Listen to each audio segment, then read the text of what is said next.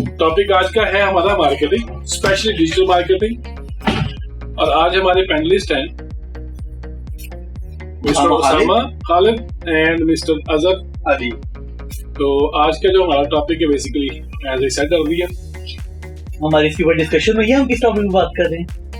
आज का टॉपिक बताना। अच्छा टॉपिक बात कर। तो पहले मैंने ये बताया कि नेचुरल मार्केटिंग, डिजिटल मार्केटिंग, हम शायद constraints in the marketing. Usama भाई से स्टार्ट करते हैं। उसामा भाई जी भाई कैसे हैं आप? मैं बिल्कुल ठीक हूँ और आपकी खैरियत चाहता हूँ।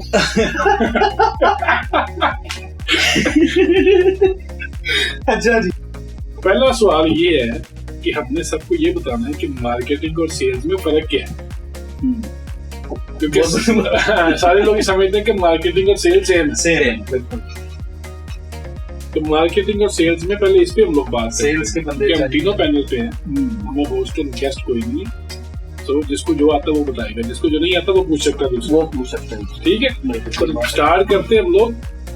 सेल्स और मार्केटिंग में डिफरेंस क्या है, मार्केटिंग का पर्पस क्या है और सेल्स का पर्पस क्या है? बिल्कुल ठीक बात सर जी। जो मेरा पर्सपेक्टिव है ना मार्केटिंग और सेल्स में, हर चीज की मार्केटिंग डिफरेंट होती है। मैं बात कर लेता हूँ, दो तरह की मार्केटिंग आती है, ट्रेडिशनल मार्केटिंग और आजकल बड़ी स्टार्ट हुई है डिजिटल मार्केटिंग। हमने भी सुना है ना, आपका सुना है? नहीं लगा हुआ था ऐसे नहीं है तो भाई ये मतलब क्या ऐसे नहीं। हम लोग रिकॉर्डिंग कर रहे हैं, आप टिकटॉक देख रहे हैं उसमें। मतलब क्या टिकटॉक भी मैं देख रहा हूँ, वैसे ही वो मैसेज आता है वो देख। मैसेज पे कौन सा म्यूजिक आता है वो भी रिकॉर्ड हुआ है। भाई ने तो वो हिसाब की है जैसे किसी पॉलिटिशियन की स्पीच शुरू हो गई है और लेट्स इग्नोर इट। चलो बैक टू समा। तो ट्रेडिशनल मार्केटिंग जो नॉर्मल चलती थी, आप फ्लायर्स बांटते हैं, वो चीजें करते हैं, ये कुछ अरसे में जो बड़ा बूम आया specifically after Covid digital marketing का। अब उसके अंदर ना हर बंदा डिजिटल मार्केटिंग की तरफ चल पड़ा है। मैं डिजिटल मार्केटर बनूंगा, आजकल कोर्सेज बहुत ज्यादा आ गए हैं, लोग देखते हैं। तो मेरी कुछ दिन पहले एक बच्चे से बात हो रही थी, मुझे वो कहता है सर मैं डिजिटल मार्केटिंग कर रहा हूँ, मुझे उसके रिजल्ट्स नहीं मिल रहे।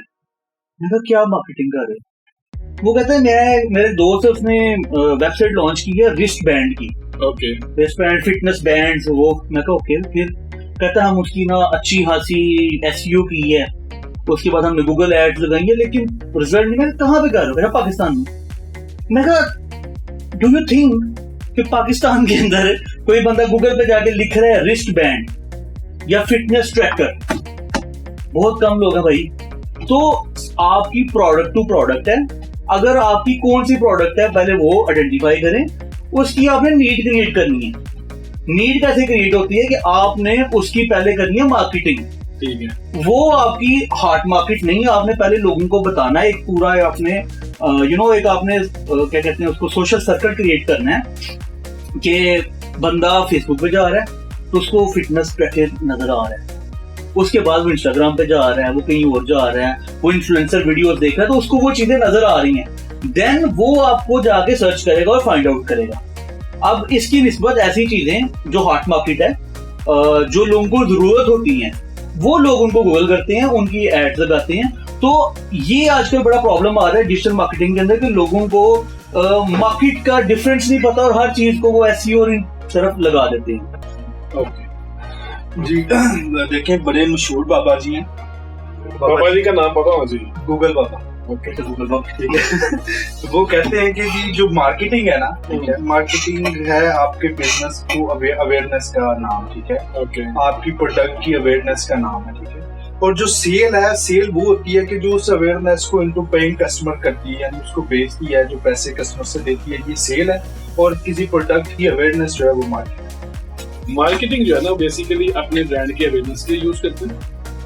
And sales is pretty much clear, sales जिसको करना करते हैं, जिसको बेचना करते हैं, ठीक है।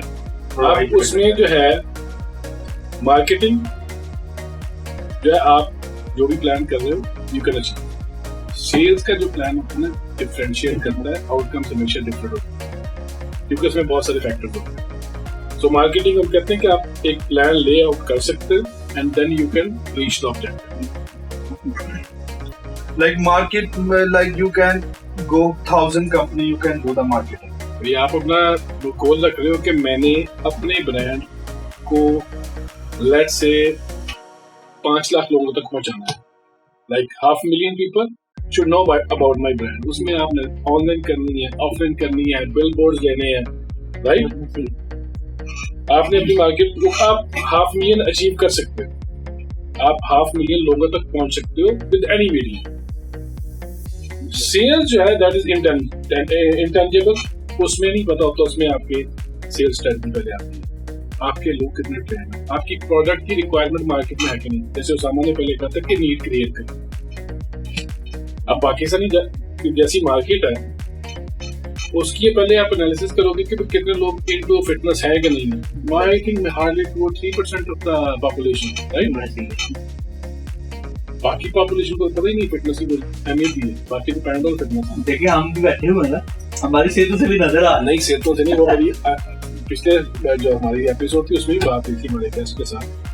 उन्होंने भी कहा था कि हमारी फिजिक से, मैंने उसमें भी डिफाइन किया था कि फिजिक का सेहत के साथ लेना देना कोई नहीं. हर बंदा जिम जा रहा है, ऑब्जेक्टिव अपना अपना. किसी ने स्ट्रेंथ की एक्सरसाइज करनी, किसी ने सिर्फ वॉक करनी है जस्ट टू बी हेल्दी, ठीक है. बाकी आपने जो अपने गेन्स लेने हैं, मसल गेन्स हो गया या मैंने बहुत अच्छी फिजिक करनी है, दैट्स डिफरेंट ऑब्जेक्टिव है. उससे कोई नहीं है आपकी वेस्ट 40 है या 45 है, उससे फर्क नहीं पड़ता कि आपके लाइफस्टाइल क्या है. आपका फैमिली बैकग्राउंड तो हो सकता है. हाँ बिल्कुल, डेफिनेटली. कि बॉडी स्ट्रक्चर ही आप कैसे हो फैमिली में, तो फिर आप क्या कर सकते हो. खा ही सकते हैं. खाना तो है ही ना. आप लाइक लेट्स से आप सिर्फ उतना फूड इनटेक ले रहे, मतलब मिनिमम ले रहे, फिर भी आपकी मतलब बॉडी है ना, वो बॉडी कितना स्ट्रक्चर है. हाँ, तो वो स्ट्रक्चर है, आपके जीन जेनेटिक्स इशू है उसमें, वो सारा कुछ कंसीडर करता है. बाकी नाम मोहतरम अजहर बुखारी साहब, तो अपने आपके पर्सनल एक्सपीरियंस जो है अपने सेल्स वालों को डील करके, हाउ इज दैट. हमें रियल वाले को फीडबैक चाहिए कि प्रॉब्लम जो आते हैं सेल्स अचीव करवाने में या सेल्स वाले बंदे ही बना करने से, वहां से स्टार्ट करो. नॉर्मली देखें जो जब सेल्स के बंदे आप हायर करते हैं या मार्केटिंग के बंदे आप हायर करते हैं, तो इसके पीछे आपका जो मकसद होता है वो यही होता है कि यार ये लोग जो है वो यूटिलाइज होंगे, बिजनेस लेके आएंगे, सेल्स करेंगे, मार्केटिंग करेंगे, कंपनी को फिर मिक्स कर दो. सेल्स और मार्केटिंग बंदे मार्केटिंग करते हैं, सेल्स जो सेल्स करते हैं, ठीक है, जो सेल्स वाले लोग हैं. नॉर्मली सबसे पहले बात तो ये है कि सबसे पहले इशू ये होता है कि उसको अपनी फील्ड में आपने हायर करना है. जिस फील्ड में आप काम कर रहे हैं, ये नहीं कि आप सर्विसेज दे रहे हैं और कोई सेलमैन जो है वो मार्केट से उठा के नहीं आए, ठीक है. तो सबसे पहले तो आपको ये है कि अपनी फील्ड के मुताबिक बंदे चाहिए होते हैं जो आपकी फील्ड के मुताबिक हैं, और जो है वो पॉसिबली जो है वो आप देखें तो नामुमकिन होता है वो टास्क. अगर आप किसी को लेके भी आते हैं तो हाई सैलरीज पैकेज पे आपको किसी का ही बंदा तोड़ के लाना पड़ता है, ठीक है. मैं ना इसमें आपकी बात करता हूँ. मैं पीछे हायरिंग का सोच रहा था, तो मेरी रोजी वालों से बात की. I'll name them, I don't mind. तो मैंने उनसे पूछा कि जी मुझे आप बंदे कैसे ढूंढ के दोगे. तो आंसर वाज कि हम आपकी फील्ड से बंदे निकालेंगे, फिर उनके पास बिडिंग करेंगे. बिडिंग अगर उसकी पहले सैलरी लेट्स से 2 लाख है ना, तो उसके ऊपर हम बिड देंगे, फिर जितने वो मानेंगे उसमें बंदा देंगे. मैं कहा यार मुझे I don't care for that. मुझे फॉलो करना है अपना कंपनी बजट और मार्केट बजट. मुझे इस तरह के बंदे नहीं चाहिए. इसी बेस पे मैंने उनके साथ कंटिन्यू नहीं किया आगे. एक मार्केट के सैलरी रैंक चल रहे हैं, आपने वही चीज को टच किया है कि सैलरी हाई करो. आई डोंट बिलीव कि सैलरी हाई होती है. उसके लिए मैं बिलीव करता हूँ कि आपकी मार्केट रिसर्च अच्छी होनी चाहिए. अगर सैलरी पे बात करते हैं, करंट सैलरी जो है प्राइवेट सेक्टर की अपनी है, पब्लिक सेक्टर की अपनी है. फिर उसमें कंपनी साइजेस भी मैटर करते हैं. स्मॉल साइज का डिफरेंट क्राइटेरिया, बेनिफिट्स, पर्क्स हैं. मिड साइज के डिफरेंट है, डेफिनेटली. और जो 5% लार्ज इंटरप्राइजेस हैं, दैट्स अनदर वर्ल्ड. तो वहाँ पे आपको पर्क्स, बेनिफिट्स, सैलरी सब कुछ डिफरेंट होता है, राइट. फिर इंडस्ट्री वाइज भी आ जाता है. ऑयल एंड फील्ड के डिफरेंट क्राइटेरियाज हैं. वैसे ही वही चीज मैं आपसे कह रहा हूँ कि अपनी फील्ड में बंदे लाना, ठीक है, और उनको डिस्कवर करना जो है वो थोड़ा सा एक ये बड़ा एक चैलेंज होता है. और अगर कोई आ जाए तो देन वो सैलरी की डिमांड थोड़ी हाई कर लेते हैं, चले बंदा मैनेज कर भी लेता है। ये आपका अभी लास्ट टाइम हम लोगों ने कुछ बंदे हायर किए थे, 2 लाख का बिजनेस लाएंगे, 1 लाख का बिजनेस लाएंगे, ठीक है, लेकिन जब उन्हें हायर किया तो 4-5 महीने तक जो है वो अपनी सैलरी पूरी नहीं कर सके, अपनी सैलरी नहीं निकाल सके, ठीक है। तो एक सबसे बड़ा इशू तो ये है कि मिसकमिटमेंट जो है वो कंपनी की तरफ से हो तो कंपनी बड़ी जालिम है, और अगर एम्प्लॉय की तरफ से हो तो इट्स अ चांस। अच्छा, आपके ख्याल में देखें नॉर्मली जो भी बिजनेसेस हैं, ठीक है, जो सबसे बड़ा उसमें इशू होता है वो सेल्स का ही होता है, उसको मैनेज करना, ठीक है, उसको आगे तक लेके जाना। तो क्या कोई आप जैसे कि सीनियर बिजनेस कंसल्टेंट भी हैं, ठीक है, आप प्लान्स भी बनाते हैं, बिजनेस प्लान्स भी लोगों को बना के देते हैं, ये बताया कि आपके व्यू से असल में बिजनेसमैन लोग हैं जो छोटे पैमाने का बिजनेस करते हैं, उनको क्या चीजें जो है, क्या क्राइटेरिया सेट करना चाहिए to hire a sales person? Sales person hire करने के लिए अभी मेरे ख्याल 2 हफ्ते पहले I was with the company, ठीक है, हम वहाँ पे एज ए IT कंसल्टेंट काम कर रहे हैं, जो है ना इसकी प्रोसेस इम्प्रूवमेंट। तो आई वाज देयर, उनके इंटरव्यू चल रहा है, suddenly I jumped in, I asked him कि क्या उसका इंटरव्यू होने हैं रिक्वायर्ड थे, ठीक है। तो मेरे ख्याल है पिछले 2 घंटे में वहाँ पे था, समाओ 2 घंटे में उसने को 8 के करीब इंटरव्यू। पहली चीज तो ये कि 15 मिनट का इंटरव्यू होता नहीं, ठीक है। सेकेंडली ये सारा कुछ चल रहा था, इन बिटवीन मैंने जाके पूछा कि आपका HR प्रोसेस क्या है। कहता है अगर मैं HR प्रोसेस को फॉलो करूं तो मैं इनमें से कोई इंटरव्यू के लिए भी सिलेक्ट नहीं हूँ। ये उस बंदे के मैनेजर के, जो ऑपरेशंस मैनेजर, उसका आंसर है, और इस आंसर में सारे के सारे अगले सारे मेरे सवालों के सारे जवाब थे कि जब वो बंदे इतने केपेबल नहीं है कि आपका प्रोसेस फॉलो कर सके and you will not reach up to the interview, क्यों कर रहे हो? wasting your time and और फिर उनको उनमें से आप शॉर्ट लिस्ट भी करोगे, हायर भी करोगे, एंड कहाँ पे जाके होगा? तो उसने खुद ही मुझे कहा कि अगर मैं इनको शॉर्ट लिस्टिंग के प्रोसेस में डालूं तो इनमें से कोई भी इंटरव्यू तक नहीं पहुंचेगा, तो भाई क्यों कर रहे हो फिर? तो फिर कहां से उम्मीद लगा रहे हो कि कल को ये बड़ा अच्छा सेल्समैन बनेगा? सेकेंडली मैंने उससे सवाल किया कि बंदों की हायरिंग आपने स्टार्ट कर दी है, आपका सेल्स का बजट क्या है? अच्छा, तो आप हायर कर रहे हो, अगर मेरा 5 लाख बजट है for example, just giving that, चलो 50,000 देते हैं लोगों को, इसमें पैसे बचना मेरा साल का 50,000 बजट है let's say for hiring sales people. तो अगर उसको मैं 12 पे डिवाइड करूँ तो महीने का 4,000 निकलता, ठीक है। अब मेरे पास ऑप्शन है, यहाँ मैं थोड़ा सा 1-2 साल के एक्सपीरियंस वाला बंदा ले आऊँ 4,000 में, ठीक है, या मैं उससे भी नीचे चला जाऊँ 3,000 वाले, या लेट्स से 2500 वाले 2 दूँ, राइट। उसमें मुझे क्या आउटपुट मिले? मैं आपको ये इसलिए बता रहा हूँ कि मेजॉरिटी जो कंपनीज हैं उनके पास इस चीज का पता ही नहीं है कि बजट भी डिफाइन करना सेल्स। पता होता है कि छोटी कंपनीज में बंदे आएंगे तो पैसे लेंगे, बंदा हायर कर 1 लाख का आपका टारगेट, 2 लाख का टारगेट, और दूसरे या तीसरे महीने आपके वाली बात आ जाती है। आप ही एक मिसाल बनाओगे कि आप कहते हो फेलियर वो नहीं होते, फेलियर हमारे प्लान, फेलियर हमारे प्रोसेस होता है। आपको अपना सेल्स का बजट पता नहीं है, आपको अपना मार्केटिंग का बजट पता नहीं है, क्योंकि मार्केटिंग से आपने इंक्वायरी जनरेट करके सेल्स को देनी है, राइट। अगर आपकी मार्केटिंग इतनी स्ट्रांग नहीं है कि आपको एक इंक्वायरी जनरेट करके सेल्स तक लेके आए, और आप एक्सपेक्ट कर रहे हैं कि सेल्स वाला आपकी मार्केटिंग भी करे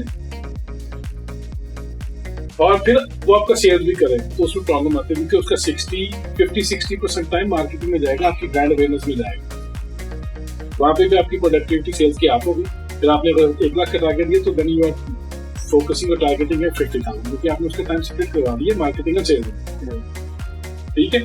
और दूसरा उसने इंक्वायरी जनरेट करनी है। नॉर्मली सेल्स वाले होते हैं बंदे जो डील क्लोज करते हैं। या मॉरल ऑफ द स्टोरी ये है कि जो बड़ी ऑर्गेनाइजेशन है, एज पर माई एक्सपीरियंस, वो कामयाब इसलिए होती है कि मार्केटिंग के डिपार्टमेंट कंपनी एस्टैब्लिश्ड है और उनको डिफरेंस पता है।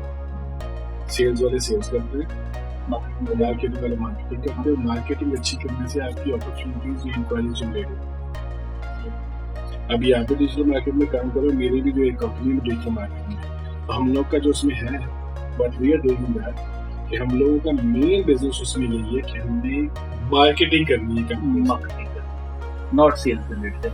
हमने हमारा काम है उनका इंक्वायरीज देने, इमेज जनरेट करना, कॉर्पोरेट इमेज जनरेट करना, व्हाट एवर इट टेक्स।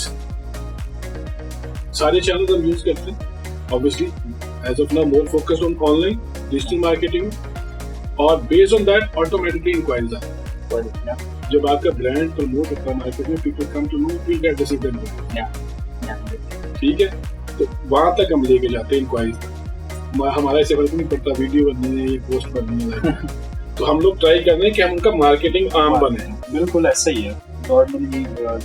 ये मार्केटिंग में वीकनेस है बेसिकली जो वो कहते हैं वाहिद मुल्की की जो कारोबार होते हैं, ठीक है, उसमें यही है कि वही मार्केटिंग वाला वही सेल वाला, वो डिफाइन नहीं कर पाते कि बेसिकली ये प्रॉब्लम है। भाई मार्केट में बहुत बड़ी प्रॉब्लम है। आप किसी से बात करोगे ना तो डिफरेंस पता नहीं होता मार्केटिंग और सेल्स में। पहला हफ्ता किसी से बात करूँ छोटी कंपनी वाला स्पेशली, मुझे मार्केटिंग वाला बनना चाहिए, अगला कहता है मेरा 2 लाख टारगेट। मार्केटिंग वाले का कौन सा टारगेट होता है? ऐसा ही यही चीज है ना, यही मैं चीज आपको कह रहा हूँ कि बेसिकली जो है कि ये हमारा प्लेटफॉर्म है, इससे हम लोग एक अच्छी जो है वो बिजनेसमैन तक पहुंचा रहे हैं कि बेसिकली मार्केट और सेल्स में जो है वो डिफरेंस है, वो फर्क है। एक बंदा इंक्वायरीज ला रहा है तो दूसरा बंदा जो है उस इंक्वायरीज को आगे सेल्स तक लेके जा रहा है, मतलब उसकी डील को क्लोज कर रहा है, क्लाइंट के साथ डन कर रहा है। इसमें मैं थोड़ी सी करेक्शन करूंगा, बंदा नहीं कह सकते, प्रोसेस कैसे मार्केटिंग का प्रोसेस जो कंपनी में वो ब्रांड प्रमोशन के काम आ रहा है, ब्रांड अवेयरनेस के काम आ रहा है। अल्टीमेटली जब ये चीजें होती हैं, लोगों का ब्रांड पर ट्रस्ट बनता है, obviously that's what we are trying to gain by doing this marketing, right? तो बेस्ड ऑन दैट आपकी कस्टमर के तक रीच इंक्रीज होती है, फिर आपको इंक्वायरीज आती है, वो इंक्वायरीज आगे सेल्स को आती है। प्रोसेस जो सेल्स का या सेल्स डिपार्टमेंट का ये प्रोसेस का उसमें बंदा नहीं आता। अगर आपका एचआर का प्रोसीजर खराब है ना तो आपकी टीम कभी अच्छी नहीं बन सकती। एचआर का बहुत अच्छा है, एचआर के सामने आपकी ट्रेनिंग बेसिक है। सेल्स का प्रोसेस हर जगह पे एक है, कल्चर डिफरेंट हो जाता है ऑर्गेनाइजेशन में, उसकी ट्रेनिंग बहुत जरूरी होती है। तो प्रॉब्लम प्रोसेस के साथ है, लोगों के साथ नहीं है, स्ट्रांगली है। मैं सिंपली ये बोलता हूँ कि अगर मेरे किसी भी कंपनी में प्रॉब्लम हो रही है तो मेरी प्रॉब्लम, मेरी mistake. End of the day जो भी डिसीजन मेकर कंपनी में, ही हैज टू पे द प्राइस। मैं नहीं भाई, आज क्लोजिंग करते हैं। अब लोगों को हमने कहा था, अपनी ऑडियंस को कहा था कि हमको वो बताएंगे सीक्रेट, लेकिन अभी दूसरा सीक्रेट बताऊँ। ठीक है, मैं आपको जो है ना इसी में जो है ना एक चीज ऐड करता हूँ, मार्केटिंग एंड सेल्स। ओके, फिर मैं मेरे जो है ना एक दोस्त हैं, ज़ाहिर है कंपनी का नाम भी रिवील नहीं करूँगा, नहीं नाम नहीं करूँगा, ठीक है। तो वो जो है ना उसकी कंपनी में 2 सेल्समैन काम कर रहे हैं, ठीक है। ओके, तो उसने जो है ना वो कॉल किया, उसने कहा जी जैसे आप ठीक ठाक हैं, मैं फलाना कंपनी से बात कर रहा हूँ, फलाना सर्विसेज हम आपको देते हैं और आप जो है वो हमारे साथ काम कर रहे हैं, तो क्या प्राइस दे रहे हैं? कहते हैं यार मैं तो ऑलरेडी आपके साथ काम कर रहा हूँ, मैं ये प्राइस दे रहा हूँ। कहते हैं आज के बाद में आपने मुझे कॉल करनी, उसको नहीं करनी, मैं 50 आपको काम सेल्स वाला होगा एक ही कंपनी। तो मैं आपको एक चीज बताता हूँ, जो आपकी फर्स्ट मदर होती है, फर्स्ट डैड होता है ना, बड़ा आपका ख्याल। कंपनी जो होती है बेसिकली आपके बच्चों की तरह ही होती है, राइट? जो सेल्स वाले हैं ना, वो जो पढ़ाई माँ होती है ना, वो वाले होते हैं। उसको बच्चे के साथ मोहब्बत नहीं है, वो मर्जी नहीं कर सकती, उसने अपना टारगेट पूरा करना है। टारगेट क्या है, मतलब वही है, प्रोसेस में प्रॉब्लम है ना। वो उसको अपनी कंपनीज का कल्चर या वैल्यूज ही समझ नहीं है। जो बंदा इस तरह की हरकत करेगा वो टारगेट कभी पूरा नहीं कर सकता, टारगेट भी पूरा नहीं करेगा और कंपनी का भी जो है ना। ये आप देखो, अगर आपका लाख रुपया टारगेट है, 50% डिस्काउंट दे रहे हो, एक बंदा 10 कस्टमर लाके लाख कर रहा है, अब आपको 20 लेके आने पड़ेंगे, कहाँ से लेके आओ? तो टारगेट कैसा पूरा करेगा? बड़ी मिसालें दे नहीं सकते। अभी मैं नहीं दे सकते हम छोटे भाई। एक जो बड़ा कल्चर समझते हैं लोग प्राइस लो करके कस्टमर गेन करना। मैं पर्सनली तो इस पूरे सिस्टम के खिलाफ हूँ, ठीक है। लेकिन तो क्या समझते हैं कि जो ये लोग ये काम करते हैं इनको क्या बेनिफिट्स मिलते हैं? किसी को कोई बेनिफिट नहीं मिलता है, फिर जहाँ से स्टार्ट किया वही है। ब्रांड जब तक डेवलप नहीं होता फिर आप प्राइस पे स्ट्रगल। अभी किसी भी बड़े ब्रांड का नाम लो, नॉर्मल फिनोमेना ना, आप मॉल में जाओ, शॉपिंग के लिए जाओ, जस्ट राइट, आपको पता है ये फला ब्रांड है, इसमें फिक्स रेट है, ये ब्रांड है, यहाँ पे डिस्काउंट मिलेगा, ये छोटी दुकान है, यहाँ पे बार्गेन होगा, राइट। तो brand value creation is important. इसीलिए तो आज हमने ये टॉपिक रखा था और एम ही निकाला था हमने, बैठे बैठे के मार्केटिंग और सेल्स पर डिस्कस करें। जब तक कंपनी का ब्रांड डेवलप नहीं है, सेल्स वाला जाके मेजॉरिटी यही करेंगे, हम आपको कम करेंगे। ब्रांड वैल्यू में आपके कंपनी के जो है विजन मिशन भी आते हैं, राइट, डेफिनेटली। उसी के ऊपर आप ब्रांड क्रिएट कर रहे हो ना। क्या आपको यहाँ पे तो विजन मिशन किसी से पूछेंगे यार, नेट तो कर लो, इजी है ना, गूगल है ना, गूगल पापा नॉर्मली पापा जी कहता हूँ, अबे वो बोलो, लेकिन इसमें कॉपी पेस्ट वर्ड जितने मर्जी चेंज कर दो। अगर फॉर एग्जांपल टोयोटा वाले ने मर्सिडीज का विजन फॉलो किया तो टोयोटा नहीं। और अपने पिछले कई सालों से टोयोटा ने हाइब्रिड कार्स पे बहुत काम किया। रीजन बीइंग कि उनकी टारगेट मार्केट क्या है, एशिया, मिडिल ईस्ट, तो यहाँ के लिए था कल्चर, तो दे फोकस ऑन दैट। आज भी पाकिस्तान में hybrid car is acceptable, electric car is a challenge. बिजली वैसे नहीं मिलती, मोबाइल चार्ज नहीं हो रहा, गाड़ी कहाँ से चार्ज करेंगे? नहीं भाई, ये नेगेटिव बात नहीं करेंगे हम भी नेगेटिव रियलिटी की बातें करते हैं, किसी को लगे अच्छा, किसी को लगे बुरा। डेफिनेटली बात है, एक कंट्री है जो अपना विजन बना रहा है, मैं 2030 तक इलेक्ट्रिक कार पे शिफ्ट हो रहा हूँ, और एक कंट्री है जो आज भी विजन बना रहा है कि हमारी बिजली पूरी हो जाए।